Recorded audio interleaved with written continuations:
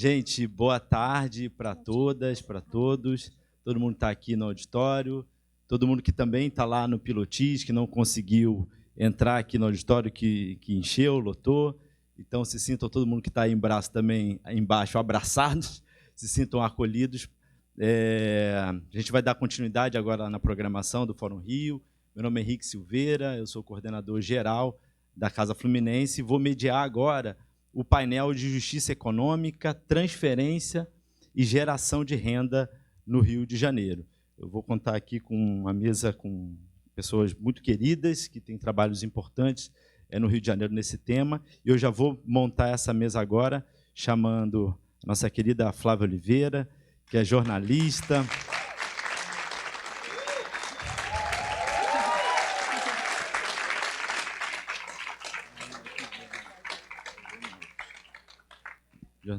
colunista do Globo, comentarista no Globo News, na CBN. Quero chamar aqui o professor Joilson Cabral, pode sentar aqui, que é professor... O Joilson é professor do programa de pós-graduação em Economia Regional e Desenvolvimento da Universidade Rural... Aqui, por favor. Professor do programa de pós-graduação de Economia Regional e Desenvolvimento da Universidade Rural do Rio de Janeiro. E quero chamar também Marcos Vinícius Faustini, secretário de Cultura da cidade do Rio de Janeiro. Faustini, que é também escritor, é alguém que vem da sociedade civil, criador da Agência de Rede para a Juventude, fundador da casa, Faustini, com certeza. Essa é uma alegria que a gente compartilha. E a gente vai dar início aqui ao nosso painel, mas antes eu também queria saudar aqui a participação dos alunos de pré-vestibular comunitário que estão aqui hoje. Quem é de pré-vestibular comunitário aí? Que legal, que legal. A gente tem, nessa edição do Fórum Rio, tem gente do pré-vestibular do NICA, do Jacarezinho, tem alguém aqui do NICA, legal. Ficou lá embaixo, não conseguiu subir o pessoal de Parada Angélica. Tá bom, eu troco. O pessoal de Parada Angélica e de Saracuruna, que estão lá embaixo, e o pessoal de Santa Cruz, pessoal do Santa Cruz Universitária. Flávia, troca de lugar aqui. Me deram essa orientação. Então, eu acho que isso também é legal, que diz sobre o público com o qual a gente está conversando, além das lideranças que agora há pouco se apresentaram aqui com as suas agendas locais, pessoas que têm um sentimento de amor pelo seu território, que buscam a Casa Fluminense, e a gente busca construir junto tanto conhecimento sobre o território, quanto também ação, prática, ação cidadã, nos seus territórios, para buscar fazer diferença num contexto muito difícil que a gente vive no Rio de Janeiro. Então, é uma alegria, também quero agradecer a participação aqui de todas as agendas locais, saudar aqui o deputado federal Alessandro Molon, que também nos prestigia aqui nessa tarde de hoje.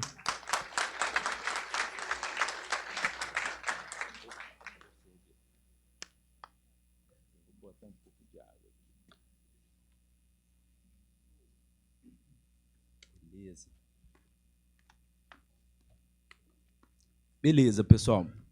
Para a gente começar aqui o nosso painel de justiça econômica, transferência e geração de renda, eu acho que é só localizar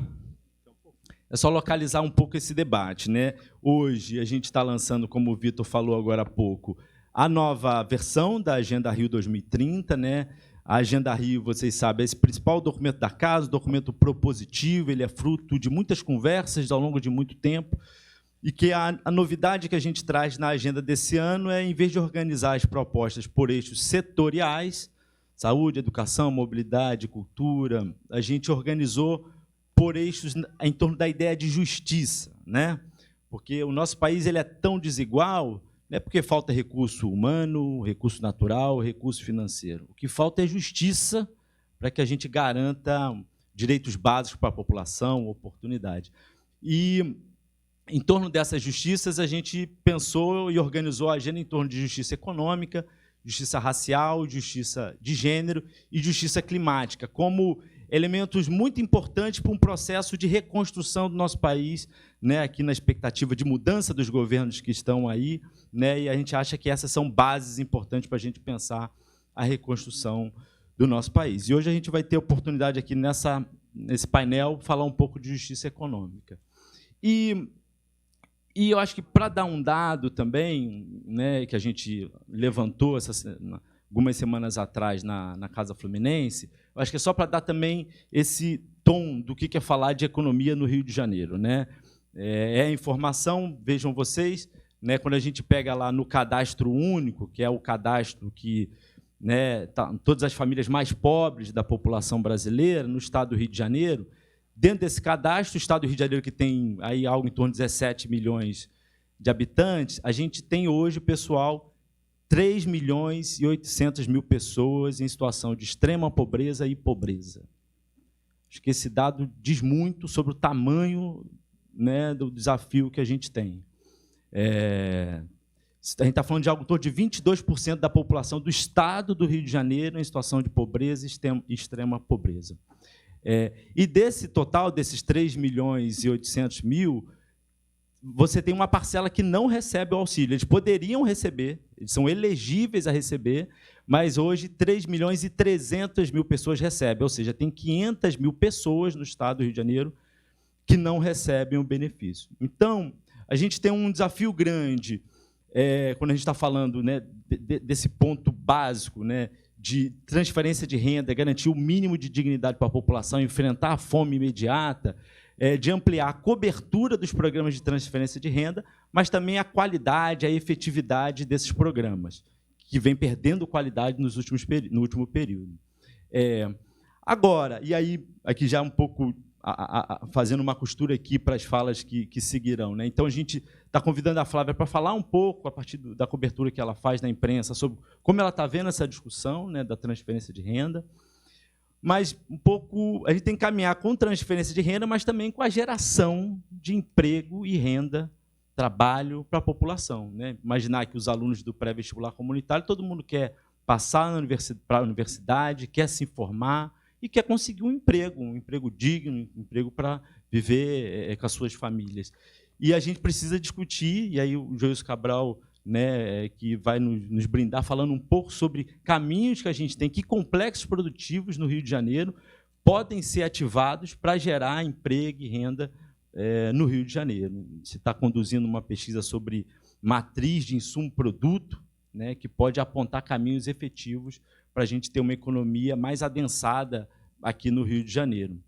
E na sequência, a gente vai contar com Faustini, né, hoje secretário de Cultura, mas, repito, né, alguém que vem da sociedade civil, para apontar caminhos, entendendo a cultura como um vetor fundamental também para desenvolvimento local, inclusão social, geração de trabalho e renda, sobretudo para a juventude, não só para ela. Então, a gente que sempre discutiu isso, né, Faustino? Hoje você tem a oportunidade, cumprindo uma função importante no governo, né, de conduzir essas políticas para, na prática, a gente pensar a ideia de território e cultura, né, território e desenvolvimento, inclusão social. Então, essa é um pouco da proposta aqui do nosso painel. Todos esses 3 temas eles estão apontados na Agenda Rio. E eu quero abrir agora aqui a nossa rodada. É uma rodada curta de 10 minutos para cada um, esses temas fáceis, para a gente poder depois fazer uma rodada de perguntas com a plateia e a gente fazer um debate aqui. Alguém vai levantar uma placa aqui, da equipe aqui, ó, de frente aqui, e quando faltar 3 minutinhos, para não ver, né? Tá certo. É isso, gente. Mais uma vez, obrigado a presença de todo mundo e queria passar a palavra para a Flávia Oliveira abrir o debate conosco. Obrigado. Henrique, obrigada. Boa tarde a todas, todos, todes, benção mães que estão ali. Bom, uma alegria estar aqui e eu assistindo a fala breve aqui da galera dos planos locais, né, do lado do Faustini, deu uma alegria imensa. Eu ando meio revoltada, com tanta coisa errada, mas deu uma alegria imensa e fiquei pensando como o seu coração também deve estar aquecido, porque faz muito tempo, né, que a gente conversa sobre esse necessário protagonismo né, a partir das supostas periferias, porque o que é centro e o que é periferia, né? Depende de onde você está, mas dos vários centros, né, dessas várias Áfricas, desses vários territórios do Rio. Então, assim, foi lindo chegar aqui e ouvir vocês. O Henrique fez essa provocação sobre a justiça econômica, transferência de renda, geração de emprego. A gente trocou a mensagem. Ele falou que eu tinha 10 minutos. Só de responder a mensagem eu já gastei 3. Eu acho que... Mas é bom a gente falar rapidamente e ter tempo para uma troca mais, né, mais adensada de ideias. A provocação inicial do Henrique, para mim, foi sobre como é que a gente está, do ponto de vista da comunicação, né, de profissional de comunicação que eu sou, cobrindo esse tema, essa agenda econômico-social, estaria enxergando, nesse momento, esse debate relacionado à justiça econômica. Claro que a cobertura jornalística não parte da ideia de justiça econômica, né? A gente trata de crescimento, as coisas muito estanques, né? Atividade econômica, emprego é outra, inflação é outra. É um esforço grande de tentar juntar e construir essas correlações. Mas eu acho que é inequívoco que, nos 2 últimos anos trágicos de doença, de luto, de recessão, de desemprego, de empobrecimento, consolidou-se na sociedade brasileira a certeza de que política social de transferência de renda é louvável, é necessária, precisa existir. Acho que isso é um ponto importantíssimo, porque 4 anos atrás nós estávamos também às vésperas de corrida eleitoral com candidatos, e eu não vou citar quais, nem vale a pena, minha mãe me ensinou a nem falar palavrão, né? Mas candidatos que demonizavam, vou até usar mesmo, vou até pegar emprestado dessa ideia religiosa, né? Demonizavam políticas de transferência de renda, execravam qualquer tipo de iniciativa na direção de dar dinheiro para as pessoas mais pobres, de construir essa ideia que é essencialmente de justiça econômica, mas justiça econômica ela não tem mão única, né? Eu acho que foi essa compreensão que me parece que cresceu na sociedade brasileira em todos os eixos nesses 2 últimos anos. Dar dinheiro para uma população em situação de vulnerabilidade crônica ou temporária ou passageira é devolver dinheiro, é produzir atividade econômica, é gerar emprego, é remunerar empresários, comércio, serviço, feira, mercearia, banquinhas, enfim. E acho que foi isso que o Brasil acabou percebendo, e mesmo núcleos da população que foram influenciados por esse discurso de demonização da política social, também percebeu, por se ver desprotegido, né, a partir daquele momento inicial da pandemia, quando a gente precisou, ou boa parte da sociedade precisou se resguardar, se isolar ou adoeceu, e o trabalho formal ou informal, que foi muito também igualmente atacado nesses últimos anos, em particular na meia década, a partir aí da reforma trabalhista, ele não dava conta, né? A gente descobriu que metade, mais da metade, quase 2/3 dos brasileiros que trabalham, 2/3, 70% dos brasileiros que trabalhavam, que tinham algum trabalho, não tinham renda para viver 1 ou 2 semanas sem trabalhar. Foi essa a realidade, né? A realidade de uma sociedade em que as pessoas trabalham para comer, né? E não tinha rede de proteção social. A partir daí, surge a ideia, e vamos reconhecer a paternidade, né? A partir da provocação da sociedade civil, e que sensibilizou núcleos, bancadas, parlamentares no Congresso Nacional, se consolidou a ideia de um auxílio emergencial para suprir, para a travessia daquele momento. O governo, obviamente, embarca nisso, mas fez tudo errado, né? Gastou muito dinheiro, operacionalizou da forma mais equivocada possível, dando incentivo a quem não precisava se habilitar, onde já se viu, né, política social ser feita por cadastro de smartphone, que é smartphone, quem tem internet. E aí é preciso reconhecer o esforço, o protagonismo dessas organizações e desses coletivos que vocês representam em se organizar inicialmente para distribuir comida, né, para essa população que caiu em vulnerabilidade súbita, mas também de viabilizar o cadastro, o lançamento dessas famílias, de famílias muito excluídas, que não tinham smartphone, que não tinham internet, ou que não tinham capital educacional para preencher um formulário num smartphone, que também não é simples, né? Quantos celulares vocês já jogaram na parede? E eu também, para preencher um Rappi da vida, né? Um Uber da vida. Então, absolutamente... Isso, para mim, naquele momento de quem observa política social há muito tempo, era evidência de uma total incompetência, um total desconhecimento sobre o que é política social, sobre o que é a prática, né?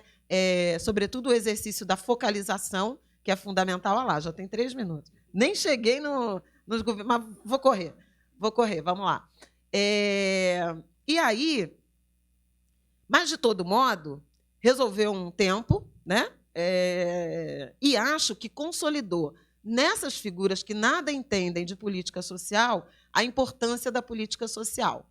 Bom, pano rápido, corta, destruíram o Bolsa Família, que foi a experiência mais bem-sucedida em termos de construção de política social, primeiro cadastro único, a unificação de todos aqueles penduricalhozinhos que a gente tinha em termos de política social. Põe 1 centavo aqui, 50 centavos aqui, R$2 aqui.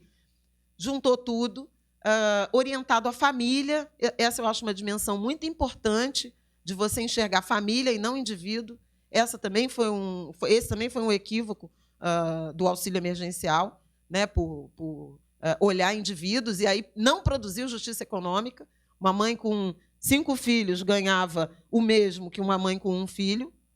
Não faz muito sentido isso do ponto de vista da repartição dos recursos públicos na direção de construção de política social.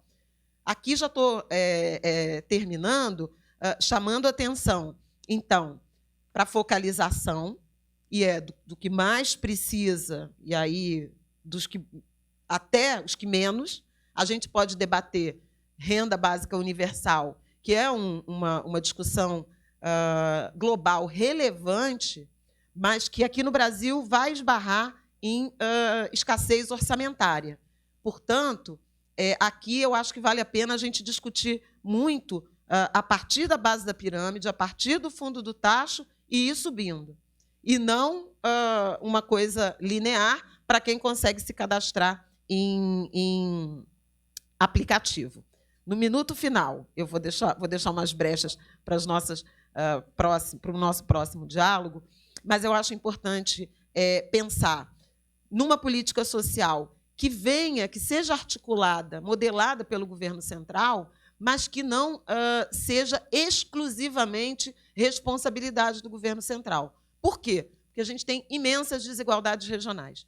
R$100 aqui no Rio não compra o que R$100 compram, sei lá, em Salvador, no Cariri, no Vale do Jequitinhonha. Então, é fundamental a gente pensar em como governos estaduais, e aí a agenda desse ano, e municípios têm o papel de complementar essa ajuda, esse arcabouço de política social, inclusive levando em conta o poder de compra de cada região. Por fim, deve ter 10 segundos, mas eu acho que é fundamental, quando a gente está pensando em política de transferência de renda, a gente também está dando escolha, né, possibilidade de escolha para membros da família, trabalharem ou não, ficar na escola ou não, né? Então, condicionalidade é importante e transferência de renda é importante porque ela também melhora a qualidade do mercado de trabalho. É o avesso das pessoas que dizem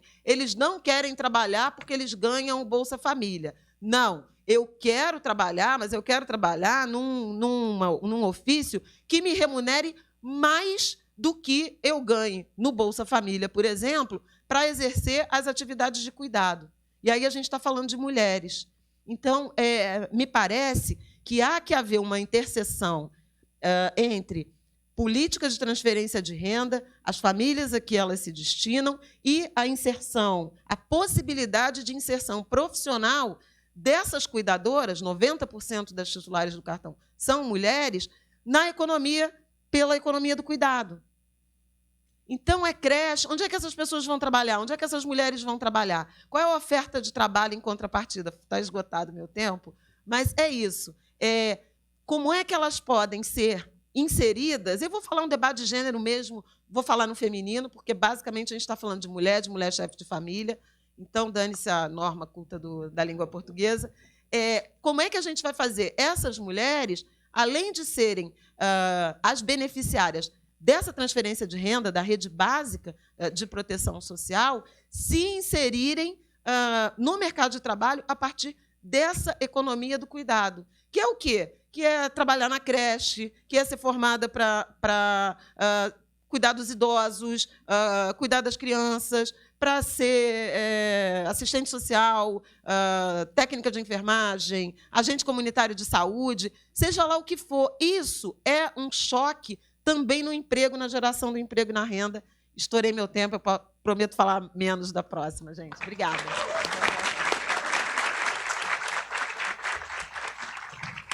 Boa tarde a todos e a todas.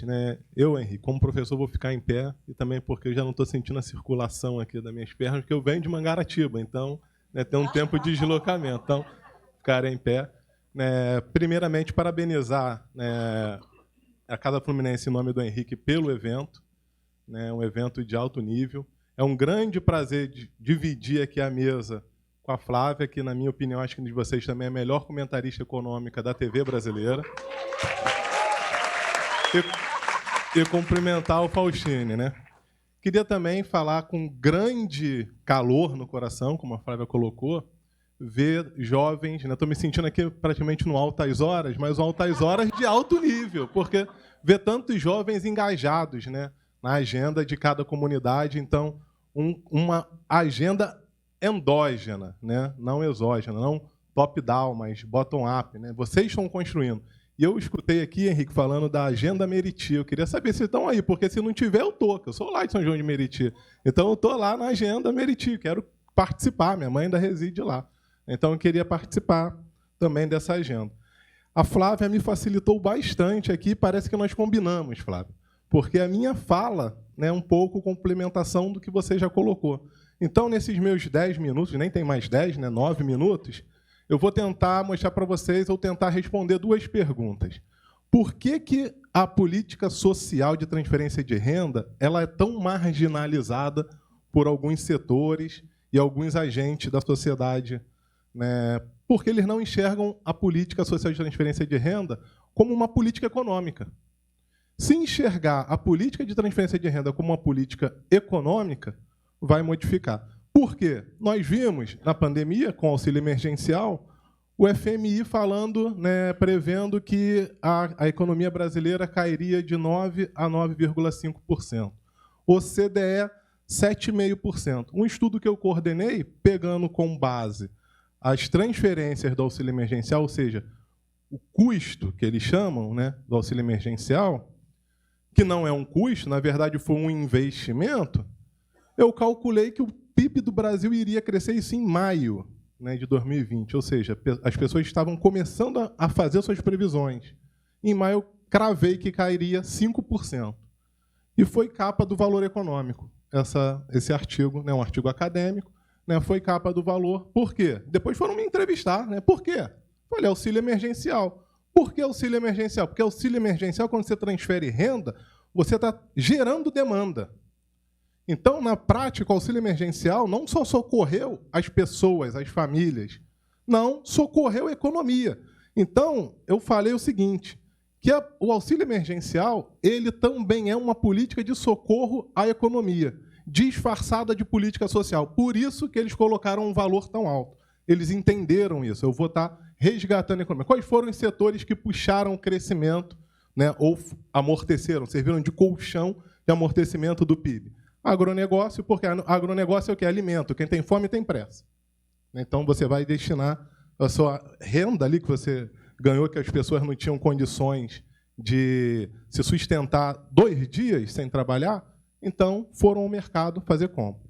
Depois, produtos farmacêuticos. Depois, produtos alimentares, assim sucessivamente. Então, aqueles setores mais impactados pela demanda, né? A demanda no Brasil ela representa 64% do PIB. No estado do Rio de Janeiro, em torno de 55%. Demanda que eu falo, demanda das famílias, a nossa demanda. E lá no auxílio emergencial, eles ainda esqueceram de botar mais uma variável na conta. Que quando você compra, eles falaram, o custo do programa, 500 milhões, 500 bilhões, não sei. Não, mas quando você compra, você gera imposto. Então, você está arrecadando, uma parte retorna lá para o governo. Então, tinham contas ali bastante equivocadas. Só que a segunda pergunta que eu queria, né, responder para vocês é o seguinte: será que uma política de transferência de renda, né, ela funciona para todas as regiões da mesma forma? Ou seja, se o governo do Rio fizer uma política de transferência de renda, vai funcionar da mesma forma que funcionaria em São Paulo, do que funcionaria no Nordeste? A resposta é não, e a Flávia falou. Por quê? Por das desigualdades regionais, né? Tem as desigualdades regionais e também tem as desigualdades da estrutura produtiva. Porque cada região ela tem uma estrutura produtiva diferente da outra.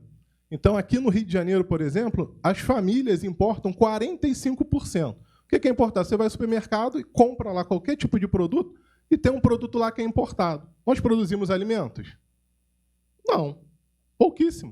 O que a gente produz de alimento aqui é hortifruti, basicamente. Então, o grosso, arroz, feijão, soja, não produzimos nada.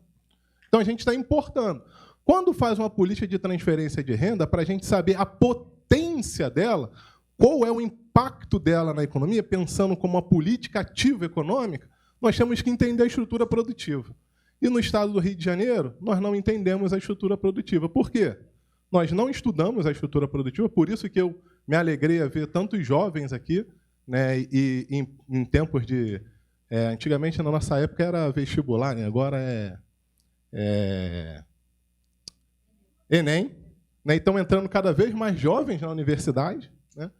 Então, assim, vocês entenderem que existem essas diferenças, né, regionais, tanto na parte social quanto na parte econômica, é importante. Porque se a gente começasse a estudar mais o Rio de Janeiro, entender da estrutura produtiva do Rio de Janeiro, nós poderíamos fazer políticas públicas voltadas para adensar a cadeia produtiva.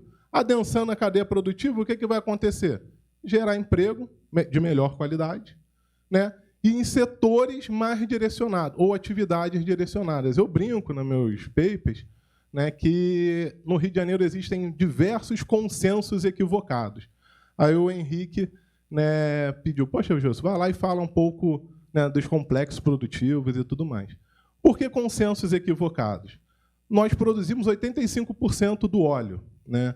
O pessoal fala petróleo, mas tecnicamente é óleo, que petróleo é a junção do óleo e do gás. Então, produzimos 85% do óleo, cerca de 60% do gás.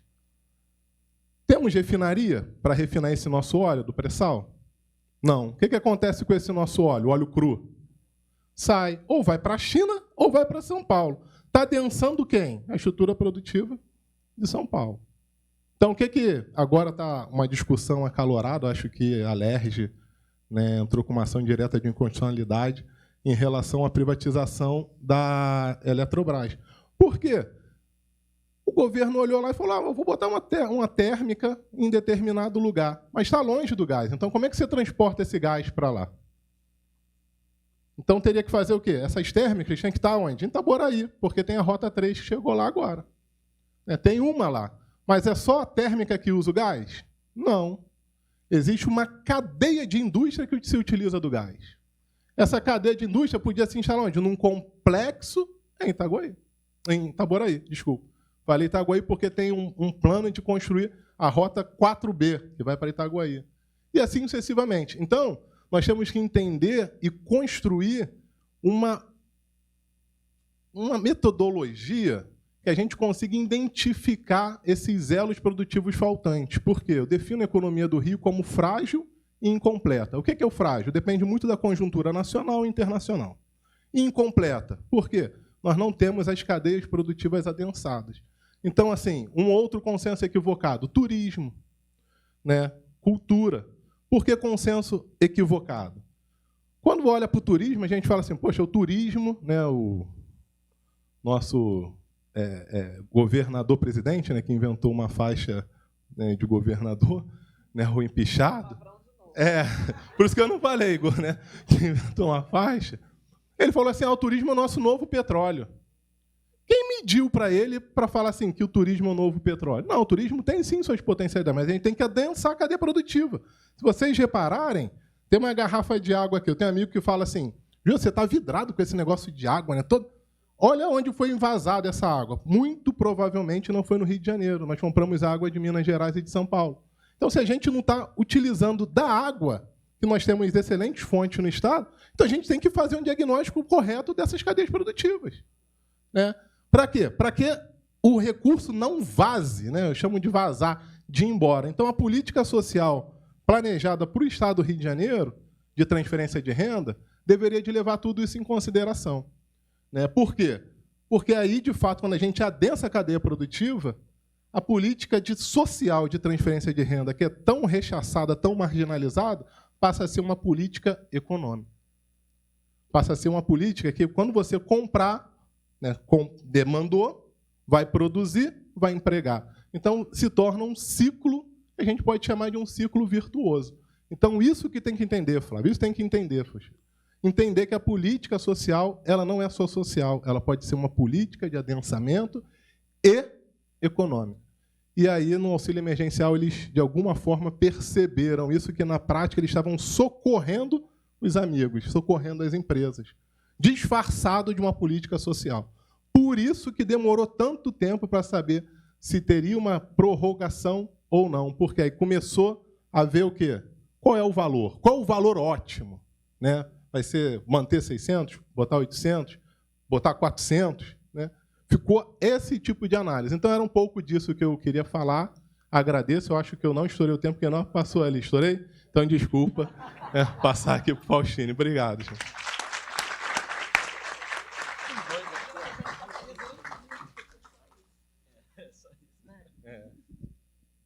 Alô? Sou eu, né?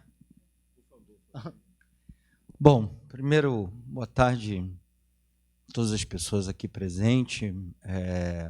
Henrique, muito obrigado pelo convite.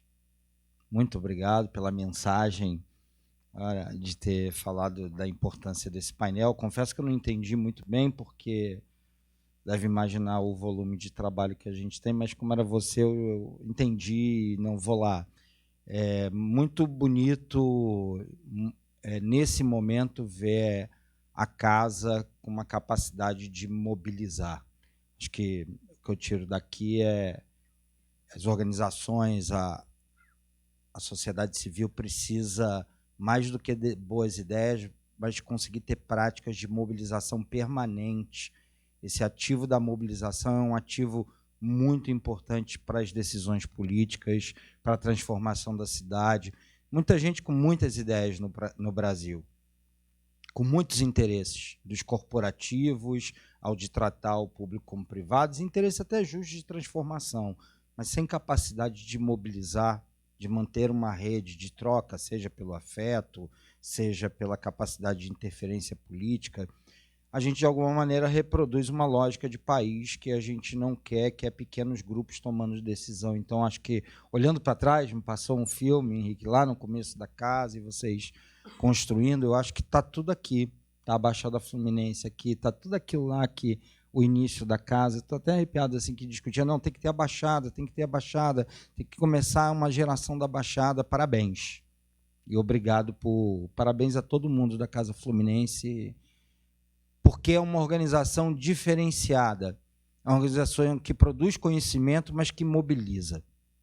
É decisivo não ter essa dicotomia entre organizações que produzem conhecimento e às vezes não tem capacidade de mobilizar, porque a mobilização vai te dar uma qualidade de conhecimento diferente, vai te dar uma qualidade de diálogo diferente, e isso é muito importante. Também agradecer pela possibilidade de estar aqui com a Flávia, estar com saudade de dividir uma mesa com ela, é sempre bom dividir mesa com a Flávia, então estava com saudade, né? E estar aqui, prazer conhecer o professor Joilson também. Eu vou me permitir, né? Eu sou secretário de Cultura da cidade do Rio de Janeiro com muito orgulho, estou muito feliz, estou muito bem, encarando o desafio. Não é fácil de reconstruir o que a gente herdou do governo Crivella. 4 anos de perseguição à cultura deixou 52 equipamentos culturais. Durante 4 anos, eles não tiveram nem contrato de manutenção. Isso significa que vai ter cupim, que vai ter isso.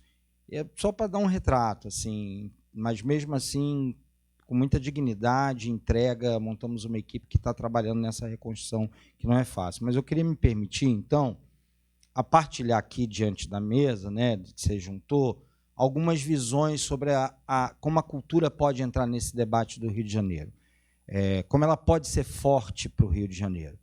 Acho que a primeira coisa acho que a cultura tem que tratar dos problemas reais da cidade. A cultura não pode ser uma ilha da fantasia, de projetos, de ideias ou de pequenos nichos, que são relevantes, eu não estou dizendo que não são relevantes. Mas uma secretaria de cultura era uma secretaria de cultura da cidade do Rio de Janeiro. Então, a política, o primeiro filtro de escolha política é de uma política de cultura e cidade. Você pode fazer política para o teatro, você pode fazer política para as artes, mas você tem que passar isso tudo pelo filtro da cidade, como você melhora a cidade. Então, me parece que, para o futuro do Rio de Janeiro, a cultura precisa encarar os temas do Rio de Janeiro que são problemáticos, assim, geração de renda, né? A gente está fazendo um programa piloto chamado Aprendiz Cultural, com 100 jovens o ano que vem, pula numa escala muito maior, que estão recebendo bolsa de R$800 no momento como esse, a gente conseguiu implementar, e são jovens de classe D e E, dos 130 são trans, aí todos territorializados pela cidade inteira, tudo no logaritmo. A gente conseguiu montar uma estrutura que não houvesse nenhuma subjetividade, que a gente estava atrás. E esses jovens estão trabalhando nos equipamentos, conhecendo os equipamentos e, ao mesmo tempo, recebendo renda. É desse ponto de vista que eu estou falando. Acho que a cultura tem que ter política para os problemas da cidade. O problema da cidade é a geração de renda, a cultura precisa entrar com algum projeto. O problema da cidade é concentração de equipamentos culturais em determinada região. A cultura precisa. É evidente que não dá para construir equipamento quando você está reformando equipamento que você herdou. Mas você pode inventar um outro tipo de política que territorialize e desconcentre a presença de uma cultura legitimada em determinadas regiões centrais da cidade, centro e zona sul. Dá um exemplo, fazendo um espelho com o que a gente está tentando fazer. Não estou dizendo que o que a gente está fazendo está super maravilhoso. O Zona de Cultura, que vai transformar toda a área embaixo do viaduto de Madureira, vai ter anfiteatro, vai ter jardim. A gente anuncia, o prefeito anuncia agora, dia 24, um projeto colaborativo com o meio ambiente. Nós estamos botando recursos ali para desenvolver a cultura na região, botando recursos para desenvolvimento de festival, desenvolvimento do produto cultural. Só esse ano são quase 3 milhões investidos em Madureira, naquela micro-região. Então, me parece que, para a desigualdade territorial, a cultura precisa ter política de desenvolvimento territorial. Pela primeira vez, a gente está tendo uma dimensão de política pública nesse caminho. Então, o Zona de Cultura começa em Madureira, depois vem para o Porto e depois vai para Santa Cruz, que foi finalmente considerado bairro imperial. Isso vai ajudar muito nessa luta histórica de colocar Santa Cruz no mapa mental de todo mundo. Então, me parece que a primeira coisa é a cultura começar a encarar. Eu acho que ela fica mais importante até para um prefeito dentro de uma cidade. Quando a cultura não faz só editais para a comunidade cultural, que é importante e que é o papel da Secretaria de Cultura, mas ela pode pegar a inteligência da cultura e lidar com os problemas reais, geração de renda, feminicídio, todos os equipamentos culturais agora nós temos funcionários treinados para poder abrigar e encaminhar. Então, é uma nova postura que me parece que é importante para a cultura voltar a ter. É importante a gente falar que a gente está vivendo num país em que a maioria da população entrou na conversa, eu dou nome aos bois do bolsonarismo, e acredita que cultura é mamata, a gente está muito machucado. Então, a cultura precisa se tornar relevante, não o lugar dos seres especiais que sabem tudo sobre a sociedade e querem educar o povo. Né? Então, a cultura precisa encarar a realidade. Nesse sentido, acho que a gente está errando na cultura há um bom tempo para ela ser relevante. A gente tem uma lei de incentivo que a gente nunca tinha tido no Rio de Janeiro, uma pesquisa da cadeia produtiva daquela lei de incentivo. Lei de incentivo é dinheiro público, sai do nosso bolso. Eu sou o regulador como secretário de Cultura. A lei concentrava os recursos durante muitos anos em produtoras da Zona Norte, da Zona Sul e Centro. Só da Zona Sul, na verdade. É impossível que as melhores ideias saiam todos os anos dos mesmos bairros. Né? Deve ter gente muito inteligente ali, que é um negócio maravilhoso que todo ano ganha. E a gente, a partir de um estudo, construiu a cota da territorialização, obrigando empresas a darem os recursos para lá. Então, esses caminhos, me parece que são caminhos importantes para a importância da economia da cultura. O Rio de Janeiro sempre perderá para São Paulo, porque São Paulo tem mais dinheiro, e se a gente continuar com uma política pública de cultura apenas concentrada em poucos territórios, nós não vamos ter diversidade de produto cultural. Não é só pela justiça de acesso, de direito, que a gente pensa na perspectiva de territorializar o orçamento. É por isso, mas porque territorializando o orçamento da cultura, a gente também tem mais diversidade de produto cultural. Mais diversidade de produto cultural. Se você tem uma infraestrutura, eu acho que nunca existiu uma infraestrutura de cultura que chegasse em toda a cidade, através de políticas. Madureira, não dá para construir equipamento, zona de cultura. Santa Cruz, a zona de cultura é mais de inclusão. E você vai mudando a cada ano e transformando. Então, acho que, de alguma maneira, a gente precisa olhar a cultura, Emanuele, além de tudo. E eu falo de um lugar... Eu sou fruto da cultura, eu não sou fruto da educação, tá? Fui um péssimo aluno, eu venho de periferia e a cultura me botou num caminho incrível de vida. Eu devo tudo à cultura. Devo tudo à professora de teatro... da Escola Estadual Euclides da Cunha, que me apresentou uma maneira de ler poesia pela primeira vez dentro do carro dela. Ela tinha um Fusca que a gente chamava de Zezão, e ela botava os alunos, comunista, ela, anos 80, Brizola, essas coisas existiram. Assim. E ela abriu o caminho para a cultura. Então, me parece que se a cultura, encerrando, se a cultura encarar os problemas da cidade e contribuir com políticas para os problemas da cidade, e se a gente começar a pensar na circulação do produto da metrópole, vou deixar uma provocação, acho que está faltando um debate dos candidatos a governador agora e do povo da cultura. A gente está discutindo pouco qual é o caminho do Estado na cultura. A gente precisa de uma política da região metropolitana de cultura, porque a gente precisa fazer o produto cultural da Baixada circular no Rio e o Rio também circular na Baixada. De alguma maneira, a gente precisa de uma agência metropolitana, Casa Fluminense, ou da música, ou do audiovisual, para que esse produto circule. E isso, de alguma maneira, é uma regionalização, uma perspectiva de cadeia produtiva, de geração de direito. A política cultural, que eu estou dizendo, ela não pode ser apenas generalista. Apoio à cultura popular, apoio à cultura audiovisual. Onde? Como?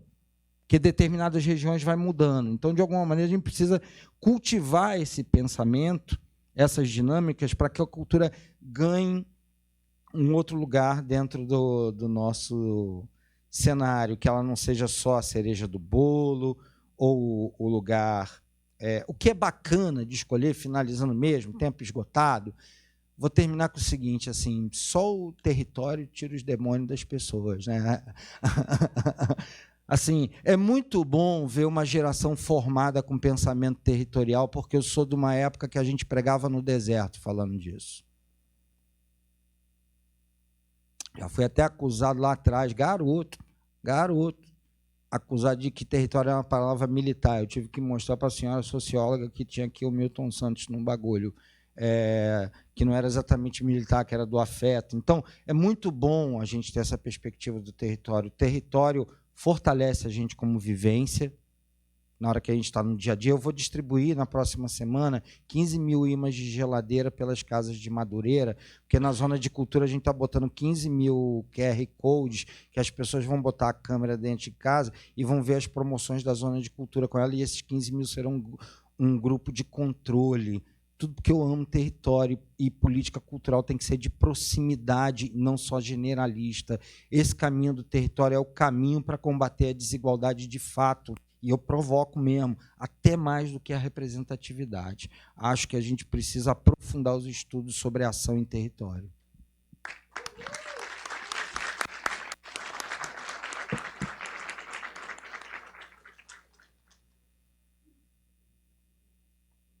Alô? Alô? Tá certo. Muito obrigado, Faustine, Joilson, Flávio. Acho que a gente abriu muito bem aqui. Eu sou mediador. Ah, minha filhota está aqui, chegou. Ah, não tinha visto. Gente, eu vou abrir aqui perguntas. Quero saber quem tem aqui. Tem o meu amigo aqui, Gustavo, Conceição. Pode vir aqui primeiro e depois ali atrás. Tem que ser aqui, amigo, por quê? Porque tem que falar no microfone para o pessoal lá de baixo conseguir ouvir. Mas antes eu só vou brincar com o Faustine, porque, de fato, é muito legal, Faustine, estar com você aqui, depois de 9 anos de Casa Fluminense, né, daquelas histórias todas. E, de fato, ver uma plateia como essa diversidade, ver aqui Santa Cruz Universitário, abrir o Fórum Rio com uma exposição do FAIM, do Festival de Arte de Mbarê. Então, está a galera aqui de Realengo. Então, eu compartilho desse sentimento de algo que se planta, que se semeia, que se colhe alguns resultados, e a gente está aqui para seguir contribuindo. Agora, meu amigo aqui vai fazer a pergunta. Por favor, se apresenta e faz a pergunta. Boa tarde ou boa noite, estou meio perdido em relação à hora. Meu nome é Matheus, eu sou morador de Costa Barros, na Pavuna, mas eu curso faculdade na FEBEF, em Duque de Caxias. E a minha pergunta vai mais para o secretário, porque eu, como aluno de geografia, eu vejo uma necessidade do território se integrar às faculdades em si. Não só a da UERJ, mas a FEBEF em si também, por ser Caxias.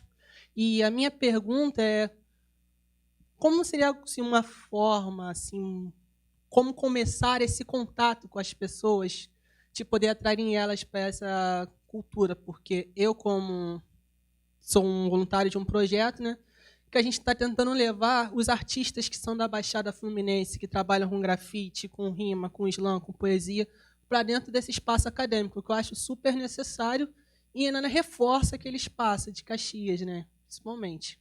Eu queria saber mais direcionado a você, essa questão da como incentivar, como chamar, assim, dar esse incentivo para as pessoas. E obrigado pelo espaço da fala. Vamos fazer o bloco. Obrigado. Salva de palmas aí para o nosso amigo Gustavo de São Gonçalo, e depois a Conceição. Se quiser vir também, Conceição, aí a gente já faz uma filinha aqui. E Mariana, que está ali no fundo, então, aí a gente já faz mais dinâmico o bloco de pergunta. Se mais alguém quiser, aí a gente faz um bloco de 5. Boa tarde a todas as pessoas que estão aqui. Meu nome é Gustavo, sou gestor público de formação, sou de São Gonçalo. A pergunta que eu faço é em parceria com uma pessoa que não pôde estar aqui, a Tamires Santos. Tamires, ela estava conversando hoje de manhã com ela lá em São Gonçalo. Ela faz parte de um projeto, lidera um projeto chamado Por Gentileza, que atua na favela de Itaoca, em São Gonçalo. E aí, conversando, sabendo dessa mesa, ela me trouxe, poxa, Gustavo, é tanta coisa lá em Itaoca que a gente vive, que vou dar um exemplo, né? Ela disse que tem as famílias são 150 famílias que vivem com uma torneira de água, numa zona que é talvez uma das zonas mais vulneráveis do Rio de Janeiro. Tamires é também parceira da Jennifer, que constrói o Recinto São Gonçalo, do Romário, que está aqui também. E a pergunta que a gente faz é muito em torno disso, e também bebendo do que a Flávia trouxe agora há pouco, como a gente consegue construir políticas de transferência de renda, mas de justiça econômica, de forma ampla, que também conseguem olhar para a transversalidade das políticas públicas. Que a gente consiga conectar a economia do cuidado com a assistência, com a educação, mas também com a cultura, também com o meio ambiente, porque a gente tem um desafio enorme de avançar no que a gente, infelizmente, tem no governo do país atualmente, só que não é um desafio de hoje, é um desafio que é necessário avançar pela nossa democracia, mas é um desafio que bebe de outros desafios que vão vir à frente, que é chegar nessas famílias como em Itaoca, que mesmo agora, mas também anteriormente, não conseguiram ser afetadas, terem as políticas públicas de transferência e de justiça econômica atendendo a essas pessoas, né? Então, como a gente consegue colaborar com isso a partir dessa ideia de transversalidade de políticas públicas?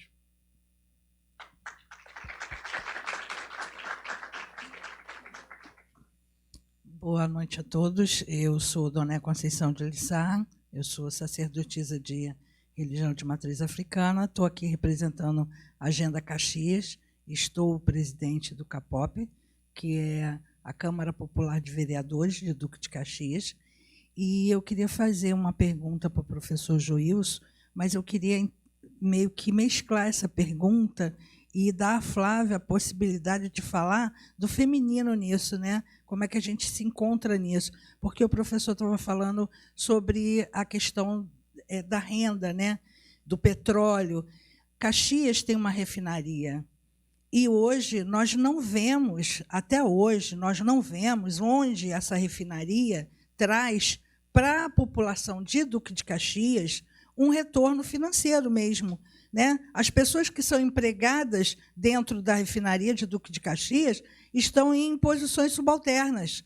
Elas não acessam, né, aos lugares de mando e de comando e de fala, muitas vezes.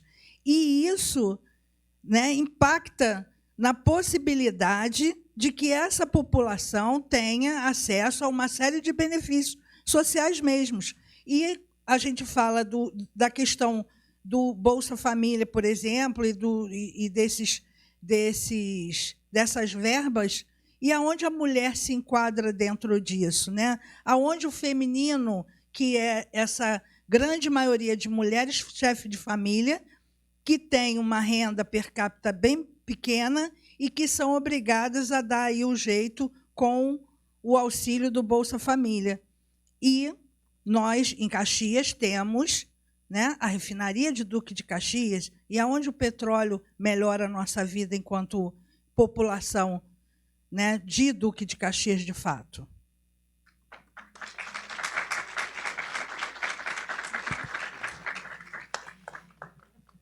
Boa tarde, sou a Mariana. Eu estou aqui representando o Jacarezinho, faço parte do pré-vestibular NICA, que está aqui, com alunos incríveis, o Lab Jaca. E eu sou formada em engenharia de produção, e a ênfase da engenharia que eu estudei é justamente em cultura. Então, a minha pergunta vou fazer duas, desculpa, vou quebrar um protocolo, mas a primeira vou direcionar para o secretário, e a segunda eu queria também escutar um pouco da Flávia. Mas, desde a época da graduação, há uma discussão, e acho que o secretário trouxe isso muito bem, de como os polos culturais estão concentrados na Zona Sul, né? Você acaba utilizando a Zona Sul de um berço cultural, mas que foi construído na mão de pessoas periféricas e de populações faveladas. E esses polos culturais estão espalhados pela cidade do Rio, mas acabam não recebendo uma atenção e investimento tão forte quanto esses territórios da Zona Sul. E eu trago o Jacarezinho como exemplo, porque o Jacarezinho é um território muito fértil para a cultura. A gente tem o Baile do Jaca, o Corte do Jaca, tem passinho saindo de lá, e a gente vê esse território recentemente muito machucado pela Cidade Integrada e pela chacina, na verdade, na chacina do Jacarezinho, e o Cidade Integrada como uma extensão disso. Cidade Integrada, que é um plano do Estado, mas eu queria saber falando de território especificamente, qual é o plano ou planejamento, assim, pensando no Jacarezinho, para incentivar e fomentar a cultura, né? Já sabendo que esse é um território fértil, e pensando nas possibilidades para as crianças e jovens de lá. Logo após a chacina, houve um grafitaço, e a gente vê crianças muito incentivadas a ser fotógrafo, ser diretor de cena, ser pintor, ser grafiteiro, tendo outras perspectivas para além da violência e da segurança pública. Então, é isso. A primeira pergunta é essa: como a Secretaria Municipal pensa em incentivar a cultura nesse território. E mesmo nessa linha, qual é o planejamento para que jovens e famílias de baixa renda, não só do Jacarezinho, mas de outros polos culturais da Zona Norte, da Zona Oeste, tenham acesso a essa cultura local, pensando que essa cultura local também acaba abarcando outras frentes. Aí a gente tem a geração de renda, você tem a produção local, você tem o incentivo ao consumo e a articulação desses jovens nesses territórios. Então, são duas perguntas um pouco similares, mas uma bem específica para o Jacarezinho e a outra pensando em contextos de locais de baixa renda, né? Pensando aí nesse ambiente que a gente está, aumento de inflação, juros, então acaba sendo muito caro consumir a cultura, né? Você tem que se deslocar de zonas norte e oeste para consumir cultura centro, zona sul. Isso acaba fazendo uma diferença significativa na parcela da renda dessas pessoas. Então, é isso. Está gelado. Boa tarde. Boa tarde ou boa noite? Boa tarde, né? Gente, eu estou nervosa, Henrique. Cada vez que eu vou falar, eu sinto um frio, vocês nem sabem. Por quê? Eu sou de Duque de Caxias, sou de Saracuruna, do Parque João Pessoa, pertinho da refinaria de Duque de Caxias. Sou da COP, vereadora popular de Duque de Caxias. Sou também de uma rede de bibliotecas comunitárias, que se chama Tecendo a Rede de Leitura. Tá? Hoje estou na cadeira do Livre Leitura do Estado do Rio de Janeiro, como conselheira. Mas o que eu venho falar aqui é um pouco em cima da Mãe Conceição e da cultura. Tá? E aí também trazendo a fala das mulheres. Tá, querida? Minha linda. Por quê? E quando eu venho falar para vocês um pouquinho em cima da fala da Mãe Conceição, eu não sei se tem mais alguém aqui de Saracuruna, de Campos Elísio, de Jardim Primavera. Mas como eu estou perto daquela refinaria, como eu estou perto e vivenciando toda aquela tristeza que a gente vê daqueles pais, daquelas crianças, daquela falta de esperança que aqueles jovens têm trabalhando bem subternamente dentro daquela reduc, dentro daquela refinaria, é que eu trago essa palavra de tristeza, de desafios, como se diz, de sobrevivência mesmo. Né? E quando eu vejo algumas mulheres que elas não têm condições nenhuma de conseguir ter o mínimo da passagem para que os teus filhos cheguem até o centro de Duque de Caxias, que diz o centro, seu centro, né?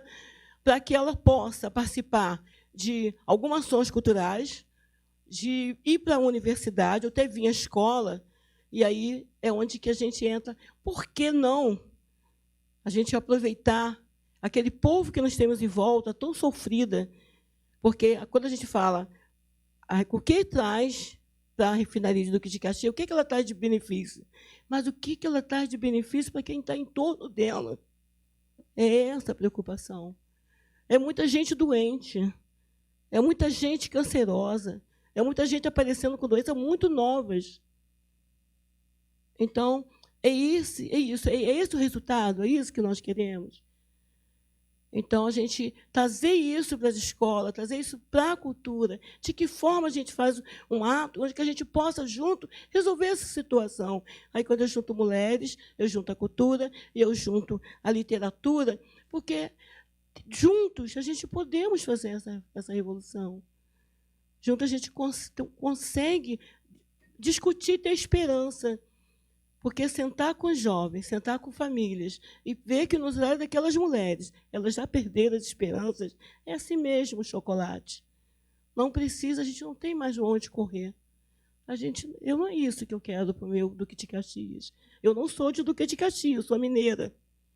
Mas cheguei lá muito pequena. E desde pequena eu trabalho com políticas sociais e políticas públicas, voltada para as mulheres.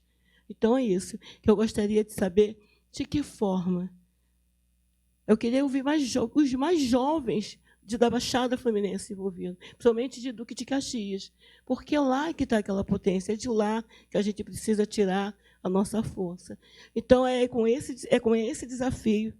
Eu falo muito mesmo, né, gente? Meu Deus, estou nervosa, quando começo a falar, já foi. Então, é isso que eu deixo para vocês, que a literatura ela é o direito humano, é uma cultura. faz parte da cultura e é a base de tudo. E para que isso aconteça, é preciso que a gente faça esse link. Obrigada.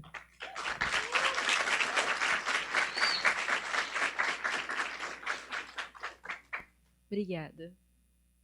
Uma ótima fala, assim. Eu acho que a minha fala também... Ah, perdão, esqueci de me apresentar. Eu também estou nervosa. Meu nome é Maria Clara Salvador, eu sou de Queimados, eu faço filosofia na UERJ e também sou do Laboratório de Tecnologias Sociais, a Visão COP. E eu trouxe uma pergunta que é das mulheres da visão, né? Elas estão perguntando assim para a Flávia como a justiça econômica afeta principalmente as mulheres negras e dos territórios mais afastados, né? A gente sente em Queimados que quanto mais afastado da metrópole, a gente é mais violentado e violentado de formas diferentes, né? E violência essa que se estabelece principalmente na questão da justiça econômica. E é para aprofundar também essa fala de como é tratar das mulheres que cuidam das famílias que gerem, né, as famílias e que são, enfim, que parem, né, que sustentam. E pensar também na jornada tripla das mulheres, o quão violentadas elas são nesse processo.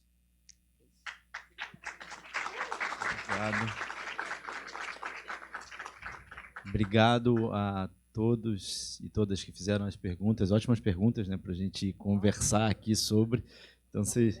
Não, fiquem à vontade, que aí a gente nem... Na verdade, fiquem à vontade para, né, comentar, foi uma rodada grande, que aí a gente não vai fazer outra rodada de perguntas, senão vai ficar muito apertado. Então, vocês podem...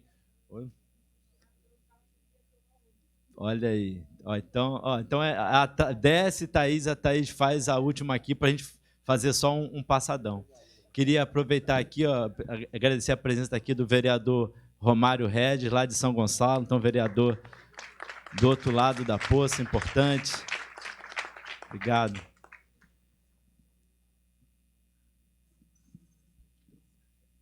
Gente, boa tarde. Eu estava elaborando ainda, que droga.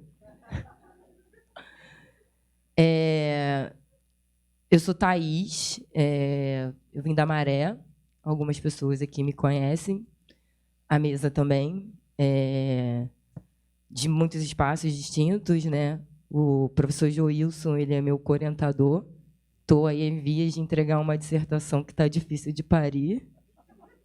Não é fácil não, gente. Mas, na verdade, eu queria fazer uma provocação, porque eu acho que eu, enquanto uma mulher preta, favelada, né, que faço também, de uma certa forma, parte dessa juventude periférica, metropolitana, que está aqui hoje, sou muito procurada para traduzir o economês, né? Eu não gosto nem de dizer para as pessoas que eu sou economista.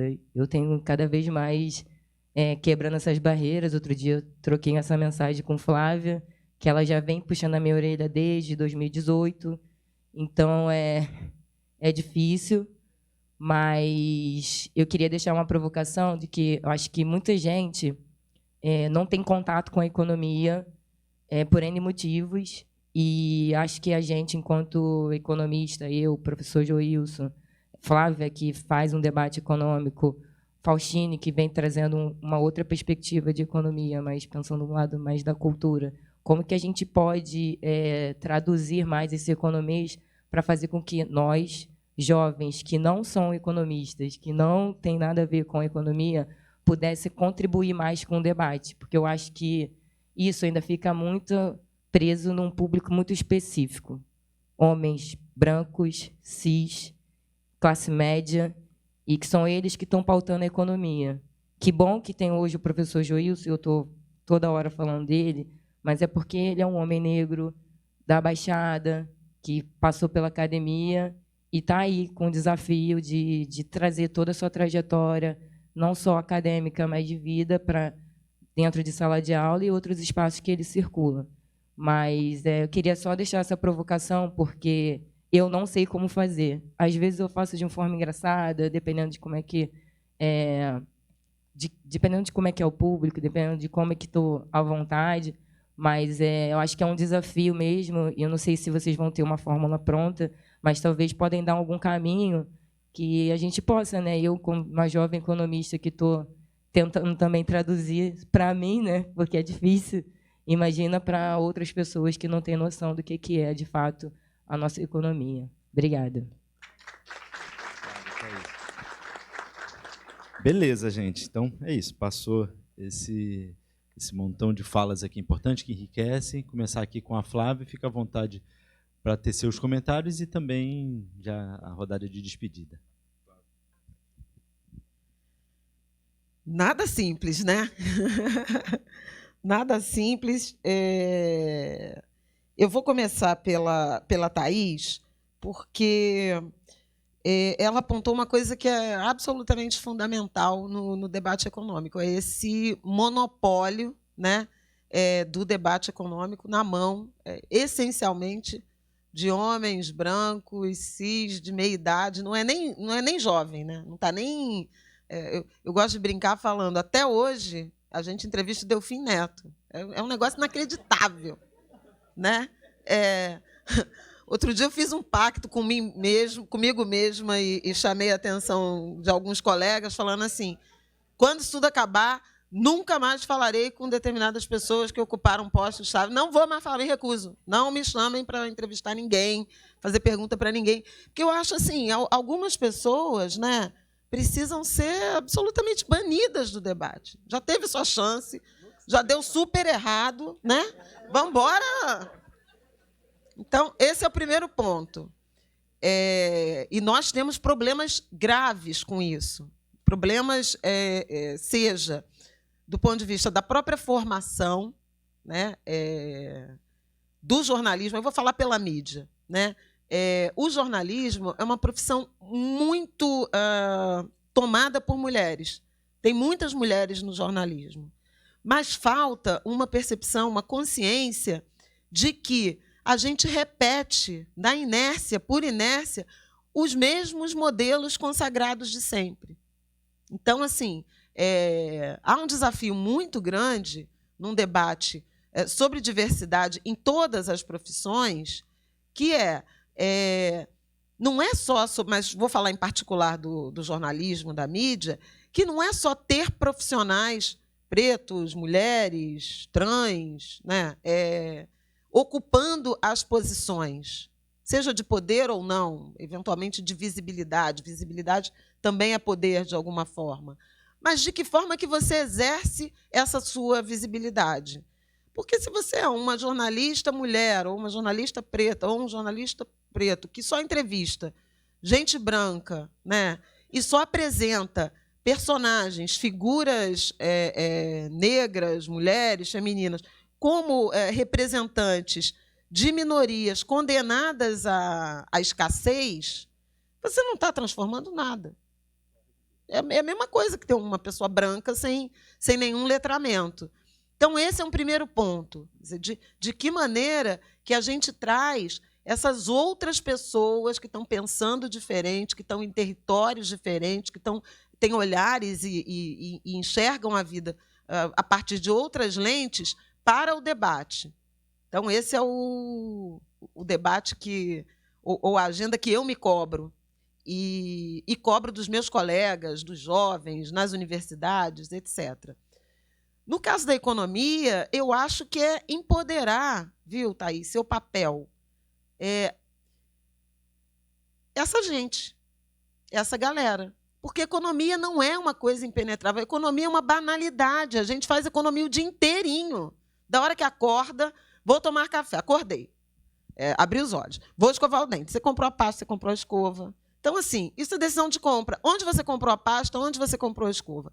20 anos atrás, eu fiz uma série de reportagens sobre pobreza e miséria no Rio, e Itaboraí era dos municípios com a maior proporção de pobres e miseráveis do Rio de Janeiro. O maior era lá de Muriaé, lá no Noroeste Fluminense, com questões muito específicas, porque não tinha não tinha praticamente atividade econômica, uma terra erodida, é uma outra realidade, e muito pequeno, né, o município. Não é o caso de Itaboraí, como não é o caso de São Gonçalo. E já naquela época tinha uma percepção muito nítida de que o problema era que as pessoas saíam para trabalhar, esse deslocamento absurdo. A gente está nessa crise de transporte, né? Por esse modelo absolutamente irracional que solapou, que sonegou atividades econômicas descentralizadas. E aí a cultura tem um papel fundamental, como tem o carnaval. Eu falo isso desde o primeiro mandato do Eduardo Paes, quando Eduardo Paes criou o Conselho da Cidade, que é uma instância importante, né, Faustine, de troca de ideias e tal, e falo muito intensamente sobre o carnaval como esse agente, esse polo de produção de cultura, de atividade econômica, de educação. O que você quiser falar, você pode botar numa quadra de escola de samba. E quando a Mariana falou de Jacarezinho, você não citou a escola de samba, mas também tem lá, né? Pois é. E que é, inclusive, um equipamento importante, que tem abrigado reuniões, encontros, debates sobre futuro, sobre a Agenda 2030. Prestem atenção nesses territórios do samba. É fundamental ensinar isso, que as pessoas compreendam. Então, o problema de Itaboraí, o que era? As pessoas saíam para trabalhar em Niterói, eventualmente no Rio, e faziam suas compras em Niterói e, eventualmente, no Rio. Não compravam nada em Itaboraí. Então, empoderar economicamente é falar isso. Porque você não faz as suas compras aqui na Rocinha, aqui no Jacarezinho, aqui em Belfor Roxo, aqui em Nova Iguaçu, aqui em Caxias, que foi o debate que o Joilson trouxe sobre essa transferência de renda e essas escolhas. Mas a pessoa precisa entender que uma bala que ele compre no destino ou na origem, ou seja, quando ele sai de casa ou quando ele chega no local de trabalho, ou seja, o que for, ele está tomando uma decisão econômica de dar dinheiro para uns e não dar para outros. Então, Mariana que falou, né? Você tem que se deslocar até a Zona Sul para ir ao teatro.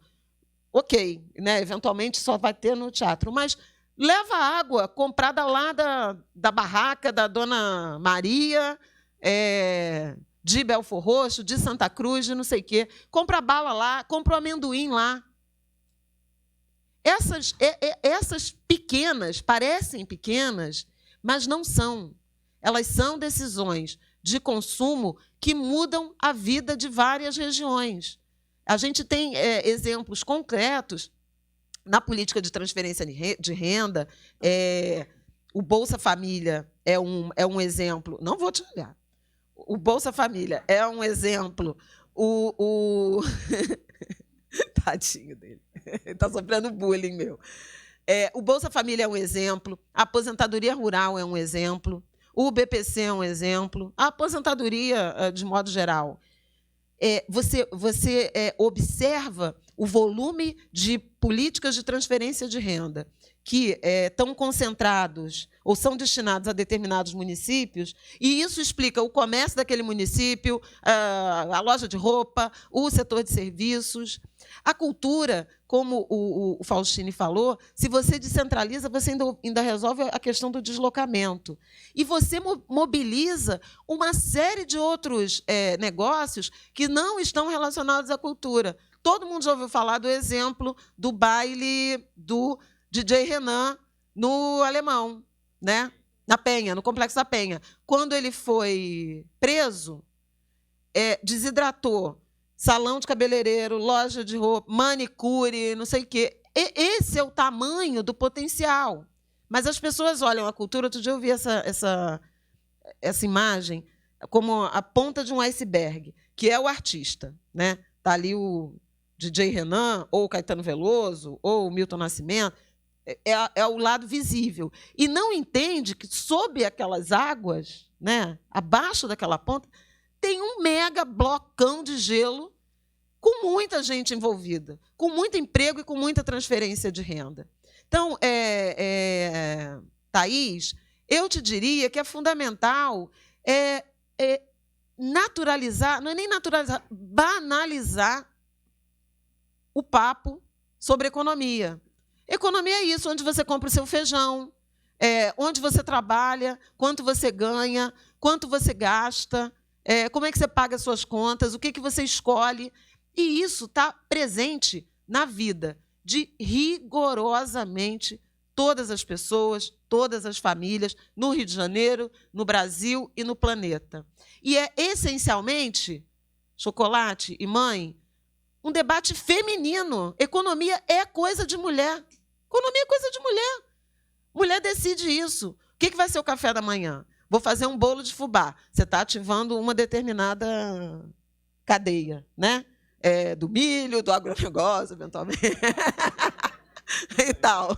Não, vou fazer um pudim de tapioca. É outra, já é da mandioca, né? Vou comprar banana, ou laranja, ou mamão, ou carne, ou ovo, ou nada. Vamos ser vegetariano. Vou dividir. Todas essas são decisões econômicas que você pode estar beneficiando um determinado agente, uma determinada cadeia e não outra. Sobre a questão da Reduc em Caxias, aí é uma reflexão sobre justiça tributária, porque a Reduc gera riqueza para Caxias, para o Rio de Janeiro e para o Brasil. É inequívoco. Mas petróleo não é uma atividade intensiva em mão de obra. E, se for, não será, de modo geral, não é, quando emprega, não emprega, por exemplo, mulheres. Então, de que forma que a renda que Caxias, que o Rio de Janeiro, que o Brasil obtém da Reduc, do petróleo, pode ser, do ponto de vista das escolhas tributárias, destinadas às mulheres. Então, vou pegar o lucro da Petrobras e, em vez de subsidiar a gasolina de quem quer que seja a minha, por exemplo, vamos destinar, o Tesouro vai destinar isso à formação de professoras, de profissionais de creche, de profissionais de saúde. Você está tomando uma decisão orçamentária e tributária, né, do mesmo jeito, orientada para estimular um determinado grupo da sociedade que você decidiu. E toda vez que você fizer isso, que você tiver uma decisão de política social, orçamentária, portanto, ou tributária, na direção dos grupos mais vulnerabilizados, você vai estar mexendo e melhorando a qualidade de vida da sociedade como um todo. Por isso o papo de que, quando uma mulher negra se movimenta, movimenta todo o resto. Porque é bom para todo mundo. Se eu der R$1.000 para uma família, que é aquilo que você falou, né? O fator de multiplicação, ele vai gastar com decisões. E tem que ser dinheiro. E tem que ser dinheiro. Porque a gente precisa de autonomia econômica para fazer as escolhas. Né? Dinheiro, cartão, enfim, não é dinheiro físico. Mas tem que ser, não é a cesta básica. Porque você dá a cesta básica. Mas se não tiver o gás, né? Se o gás acabou, se a casa não tem fogão. Então, essas decisões, elas precisam ser tomadas a partir do núcleo familiar, né? Da unidade mais básica, que sabe do que está precisando. E, eventualmente, se alguém ganha uma cesta básica do trabalho ou do fulano, não sei o quê, não precisa da cesta básica do governo, precisa do dinheiro. Se eu tivesse dinheiro, era melhor, né? Eu espero ter conseguido, desse jeito meio caótico, porque o tempo já acabou, responder esse encadeamento. Para terminar, eu só queria trazer um pouco da ideia do trabalho produtivo e do trabalho reprodutivo. E essa é a grande sacanagem que a política pública, que esse domínio hétero, branco, masculino, nos impôs. O trabalho reprodutivo não é só não remunerado, ele é absolutamente esculachado. E é o trabalho que as mulheres fazem. Se relaciona com a jornada dupla ou tripla ou dupla, porque ele envolve, um trabalho não remunerado, absolutamente essencial para a sociedade, porque, se você parir e deixar, acabou. Né? É o fim. Então, ele é a essência, eu gosto de falar assim, é geração de vida mesmo. A decisão da higiene, da alimentação, da educação, da linguagem, com as crianças, com os adolescentes, com os idosos, até com adultos, eu gosto de chamar isso, adultos capazes, né? Que também são cuidados, também conhecidos como maridos. Né? É aquela galera que é capaz, sabe andar com as próprias pernas e tal, mas não vai a nada. Isso é tudo, né? É tudo mulher, sem remuneração. E os caras ainda dizem que política social, com 90% dos cartões destinados às mulheres, é formar vagabundo. É uma loucura isso. Política social de transferência de renda é remunerar miseravelmente o trabalho reprodutivo que as mulheres fizeram de graça ao longo das nossas encarnações. A gente precisa saber disso para cobrar desse jeito para os caras. Olha, eu estou criando teus filhos, teus futuros funcionários, teus futuros eleitores, e você não está me pagando nada por isso. Então, eu preciso pagar. Primeiro, com transferência de renda. Depois, com essas formações profissionais, ligadas ao que a sociedade, o que o território, o que esses grupos precisam, e depois, ou tudo ao mesmo tempo agora, também pode, com política orçamentária e tributária. Mas a gente precisa votar, né, gente? Votar em gente que saiba disso e que vai brigar por isso. Porque a gente continua votando nesses mesmos malandros.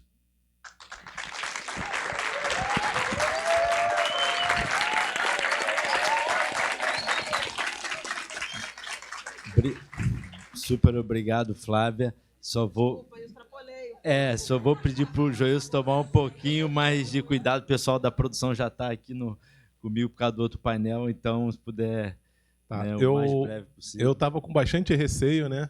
Com meus colegas de mesa aqui, Flávia e Faustina, eu falei, poxa, não vai sobrar nenhuma pergunta para mim, mas eu tive duas, né? Então, assim, obrigado, Thaís, obrigado, Dona, por deixar eu falar um pouquinho aqui. Então, Thaís, vou começar pela Thaís, depois vou falar para tentar responder a Dona em relação à Reduc. Thaís, eu brinco sempre o seguinte, não tem aquele ditado aqui de médico louco todo mundo tem um pouco? Economista também. De economista e louco todo mundo tem um pouco. Se você pegar um táxi agora, quando sair daqui, você conversar de economia, ele vai achar que sabe economia. Isso é legal? Mas é pura reprodução.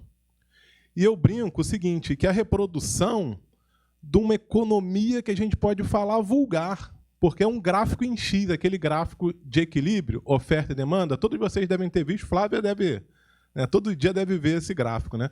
Um gráfico de X, é um X. Oferta e demanda. Onde as curvas se encontram, onde as retas se encontram, o preço de equilíbrio e a quantidade produzida.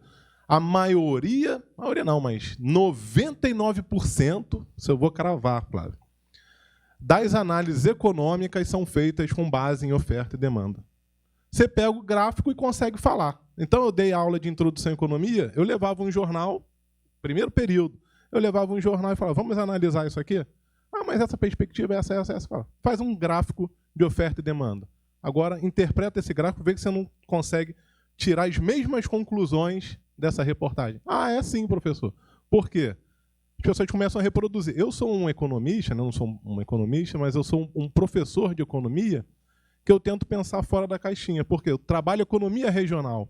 Eu pego aquela minha experiência lá, eu olho a localidade para tentar fazer políticas que sejam para aquelas pessoas daquele território. Então, lembra aquelas coisas dos consensos equivocados? Hoje tem dito muito aí no Rio de Janeiro o tal de economia do mar. O pessoal de uma determinada instituição falou que a economia do mar do estado do Rio de Janeiro é 44%. Se a economia do mar é composta de, basicamente, turismo e óleo e gás, turismo em torno de 4% do PIB do estado, o óleo fica variando de 8% a 12%, a conta não fecha. Aí eu fui estimar isso, estimei. Economia do mar para o ano de 2015, 7,74%. Qual a importância da economia do mar? Quando a gente olha as cadeias produtivas de forma direta e indireta. 15,15%. Cadê os 40%? Então, Thaís, o seu papel hoje é você levar para a sua comunidade com Os economistas gostam muito de utilizar palavras difíceis, rebuscadas. não chega em determinadas classes, porque a pessoa não entende o discurso. O seu papel é traduzir essas palavras difíceis. Então, você levar e falar o que é oferta e o que é demanda. Oferta é o mercadinho. A demanda é você comprar. Pronto, acabou. O cara entendeu. Então, isso você tem que conseguir desmistificar dentro da sua comunidade. Dona, obrigado pela pergunta. Você falou de mãe solo. Eu sou fruto de uma família de mãe solo, criado em São João de Meriti. E o nosso ministro da Educação, a gente está no quinto ministro, o quarto ministro, o 04, vamos botar assim, né? O 04, ele disse o seguinte, que uma família sem pai, o filho dava errado. Quantos de vocês aí são filhos sem pai? Deram errado? Então, essa eu respondo uma parte da sua pergunta. Mas por que a Reduc ela não retorna para a sociedade de Caxias? Reduc, ela faz com que o PIB de Caxias esteja sempre entre o 3º ao 5º do estado. Ele fica sempre ali mais ou menos 3º, 4º, fica alternando com Macaé. Rio de Janeiro, Niterói, Caxias ou Macaé. PIB, per capita. Tem muita gente, então isso diminui. Então passa por, nós temos 92 municípios, deve passar para 20º. Agora, PIB em relação ao país, entre os 10, 5.200 e alguma coisa de município. Está entre os 10 PIBs. Por que isso não retorna? Porque falta o que vocês estão fazendo. A população emergir e cobrar políticas públicas ativas para o território. Por quê? Se tem PIB, tem arrecadação, tem orçamento, tem a gente na universidade brinca que tem o financeiro, que não basta ter o orçamento, tem que estar o dinheiro na conta.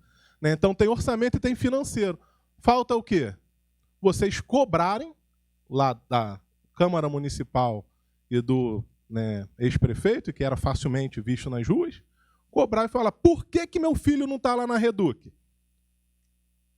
Por quê? Porque falta educação. Educação de qualidade. Caxias pagava no ensino fundamental o melhor salário para os professores. Por quê? Colocou o Fundeb. Muitos professores que atuavam no Rio, atuam no município do Rio e em Duque de Caxias.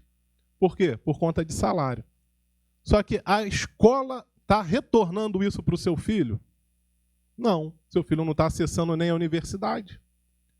Então isso vocês têm que cobrar. Tem que emergir do povo. O povo mobilizado é um povo forte. O povo é voto, aí o cara vai entender. Opa, aqui tem voto. Esse grupo aqui está articulado e tem voto. Eu vou lá ver o que esses caras estão querendo. Já ganhou. Então, se articulem por conta do voto. Por conta do voto, vocês vão conseguir fazer esse papel social da Reduc para o município de Caxias, que hoje não tem, infelizmente, porque aí eu falo, mas eu falei de refinaria, que não adensa a estrutura. Você falou, não, mas lá na Caxias tem. Mas a colega estudou engenharia de produção, e pode ter algum engenheiro químico aqui. O óleo ele tem composições químicas diferentes. Cada refinaria no mundo é única. É para uma determinada carga de óleo. A carga de óleo do pré-sal ela não é refinada na Reduc. A Reduc ela foi pensada para um óleo leve, um óleo importado. E a carga de óleo do pré-sal, agora ele está até melhorando, o óleo está ficando mais leve, mas a gente ainda não consegue refinar na Reduc. Então, por isso que nós mandamos para São Paulo. É uma outra coisa que é um consenso equivocado. As pessoas acham que óleo é óleo e não é dessa forma. Obrigado, gente. Espero ter contribuído.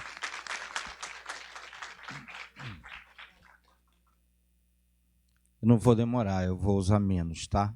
Você fica tranquilo, tá? Você já estava aí coçando.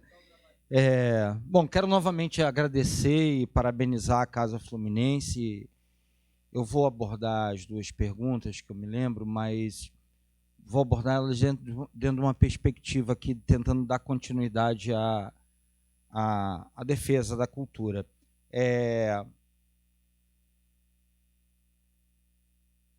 Quanto mais a política de cultura for baseada em decisões sociais, mais efeitos artísticos vai gerar na sociedade. É engraçada essa equação, porque o que se diz é que a cota social na cultura tiraria a qualidade artística seria só um trabalho de inclusão e não de desenvolvimento artístico. E muita gente boa fala sobre isso. Gente relevante no campo da cultura é contra políticas de inclusão no campo da cultura, no campo da arte, inclusive, né? A gente pode arriscar, inclusive, eu me permito arriscar aqui, compartilhar, que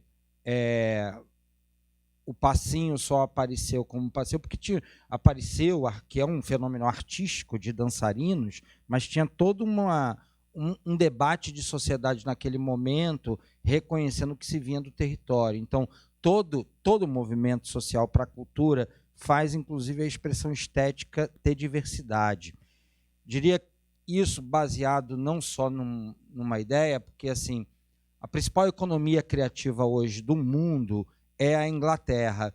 Durante 20 anos, trabalhei 10 anos na Inglaterra em organizações lá indo e voltando, não durante 20 anos, mas nos últimos 10 anos, mas durante 20 anos, independente de partido conservador ou trabalhista, a Inglaterra optou por uma política de cultura de territorialização e diversidade. Não à toa se tornou a principal cidade de economia criativa do mundo. Uma forte aposta aqui, onde a economia criativa é dita como solução para o design, ou só do trabalhador individual, ou vira seminário. A economia criativa aqui não tem o debate dela, são raras as exceções, não tem um vínculo com o território. Quando ela nasce na Inglaterra, ela é profundamente marcada pela experiência de mudar bairros através da cultura. Tem efeitos colaterais? Tem. Pode ter gentrificação, mas está provado que existem cidades no mundo que se desenvolvem com critérios sociais na política pública de cultura e, ao mesmo tempo, uma aposta em outras centralidades culturais da cidade. Acho que essa é a chave para a reconstrução. Além de ter que reconstruir os equipamentos que estão destruídos, cuidar dos passivos, e nós vamos ter que encarar, oxalá, né? Nós vamos ter que encarar a reconstrução do Ministério da Cultura. Então, assim, nada na cultura será fácil. É preciso se preparar para os próximos 10 anos. Os próximos 10 anos, se a gente acertar muito sempre, em todas as esferas de governo, com planos, com análise, com comprometimento, a gente pode levar a cultura brasileira para um patamar não londrino, mas um patamar no meio do caminho. Então, acho que a centralidade que a gente iniciou de política pública agora, de territorialização do orçamento, isso, por exemplo, o ano passado no ISS, que a gente só mudou aquelas coisas que ninguém mudou antes, e você disse, porra, se era tão fácil, por que não fizeram? Vontade política. A gente pegou 20% da cota das empresas e obrigou que elas dessem para produtoras de periferia, e não para quem vai fazer cultura na periferia, totalmente diferente. O dinheiro fica para o produtor, porque nós estamos falando de economia. Agora a gente aumentou, e era para empresas que usavam acima de 500 mil. Agora a gente aumentou essa cota para 30% de empresas de 300 mil. Serão 11 milhões na Zona Norte e Zona Oeste, por isso que a gente estava no alemão, porque no ano passado teve baixa inscrição do alemão e do jacarezinho nessa lei. Santa Cruz aumentou 150%, gloriosa Santa Cruz, onde o Rio começa, com a lei, com a cota que a gente fez. Outros bairros aumentaram muito, mas aquela região estava ali. A gente não só aumentou, e o ano que vem será 40%, e 2024 50%. Está no plano estratégico do prefeito Eduardo Paes. Então, se preparem para a lei de incentivo. Ela está ficando territorializada. Se preparem para ganhar esse jogo, porque as empresas serão obrigadas a colocar o recurso. Então, procurar assim mesmo, vamos marcar da Secretaria de Cultura ir até o Jacarezinho. O FOCA será lançado segunda-feira pelo 2º ano consecutivo. A gente tem fomento na cidade, com umas regras também que garantem recursos para a Zona Norte, Zona Oeste e favelas, e o produtor da Zona Norte, Zona Oeste e favelas é o único que pode concorrer várias vezes, porque ele já tem a cota dele de garantia. É muito importante que o Rio tenha uma política de cultura territorializada. Isso vai trazer diversidade para o Rio. Por isso, zona de cultura em Madureira, porque era uma área que já tem moda, já tem hip hop, já tem samba, já tem projeto. Tem uma feira com 9.000 mães embaixo do viaduto, onde a gente vai transformar. Ali só estava desorganizado e o poder público tem que entrar nessas regiões para contribuir nessa coisa de potencializar. Madureira pode ser um destino de mais um dia de um turista. Madureira pode ser um turismo interno que sai de Santa Cruz para chegar ao centro da cidade, são 2 horas, fiz esse caminho minha vida, a maior parte da minha vida ainda.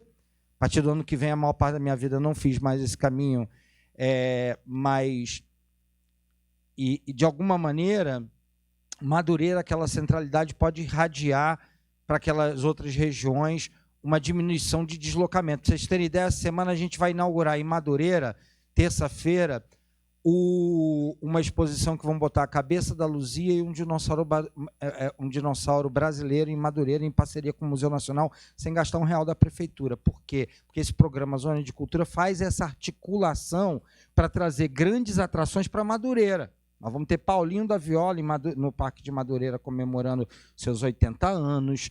Né? As coisas não precisam começar pela Zona Sul. As coisas não precisam começar pela Zona Sul. Pode chegar na Zona Sul. Esse é o debate. Esse é o debate. E para os territórios, eu acho que tem que se organizar, fazer advocacy, lutar, procurar as oportunidades, que tem muita oportunidade aparecendo com a volta das políticas da secretaria. Todos os editais são julgados agora com pareceristas externos. Secretaria de Cultura também criou essa perspectiva para que a gente tenha uma política consistente de desenvolvimento da cultura nessa perspectiva da territorialização. Assim, acreditem e se preparem, nós vamos viver um grande momento a partir do ano que vem na cultura, com 3 anos consecutivos de investimento em regiões da cidade que não ganham dinheiro. Terminando mesmo, por que é importante o território? Porque desde que entrou essa gestão, e teve gente que tratou isso de maneira, é folclore deles. Nós mapeamos 400 turmas de bate-bolas na cidade do Rio de Janeiro, na cidade. Cada turma tem, em média, 100 integrantes. Eles são os artesãos, eles pensam a mídia, são famílias criminalizadas por um tipo de jornalismo que diz que é violento. E, de alguma maneira, uma certa academia olha como se fosse espontâneo, se recusa, é negacionista, não quer acreditar que eles se organizam do jeito dele, que eles têm ali uma forma de organizar e viver. 400 turmas de bate-bolas, cada uma com 100 pessoas. Como isso fica invisível por tantos anos? Só numa cidade que desvaloriza o que existe nos outros territórios. Porque ficou invisível, inclusive, para o movimento social, que só quer coisa que fale parecido. 400 é o maior fenômeno cultural dessa cidade. 400 turmas de bate-bola não são 2 saraus. É uma geração inteira. Estão há 20, 30 anos em média. Tem griot em bate-bola. Preciso olhar com esse olhar também de reconhecer ali. Isso só fica apagado no Rio de Janeiro porque a gente não tem uma política territorializada. Se você tem uma política territorializada, isso aparece, que se torna obrigado.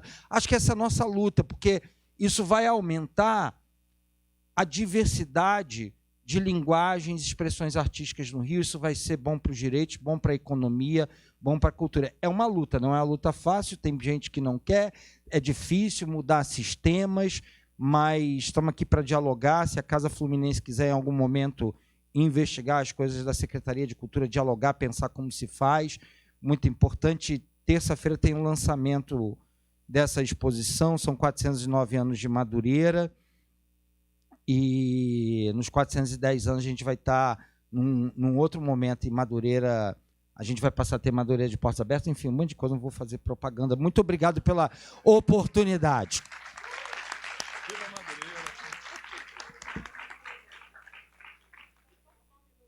Do Faustini, porque tudo isso que você falou, porque é racismo, gente. O nome é racismo, porra. A gente precisa territorializar a política antirracista. A gente precisa falar essas coisas.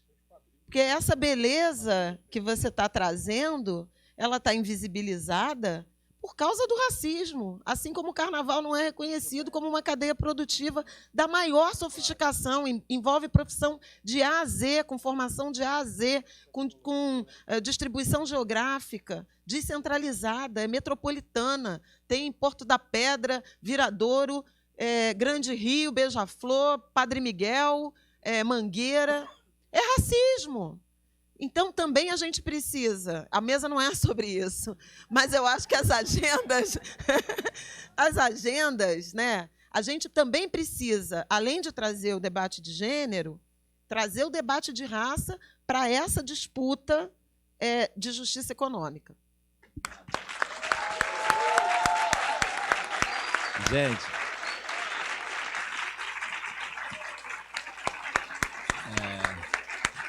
muito bom. Muito bom, muito bom. Quero aqui agradecer muito Flávio Oliveira, Joelson Cabral, Marcos Faustino, essa mesa incrível aqui, né? Todo mundo curtiu muito, dava para ficar mais um outro turno, mas a gente tem daqui a pouco uma mesa sobre justiça climática. A Tainá de Paula já está aqui para participar junto com a gente na sequência.